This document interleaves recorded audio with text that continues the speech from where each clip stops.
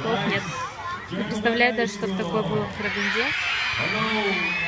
К сожалению, трава просто до сих пор вызывает у меня восторг. Там вон Лиана где-то сидит. Да, вот. Что-то жует опять. Наверное, вторую шоколадку. Лишь бы покушать. Так, вот теперь Алина вот в серединке тоже сидит. Своими новыми подружками, вот этой учительницей тоже жует. Такой же батончик. Тут все сидят. Бутерброд уже. А Рустам не знаю где, куда-то ушел. Парк, наверное, показывать. Наверное, где-то там. Вот дорога в парк, все паркуются вдоль дороги. Дорога в парке. В теньке мне нравится больше, чем на солнце. Поприветствовали все школы.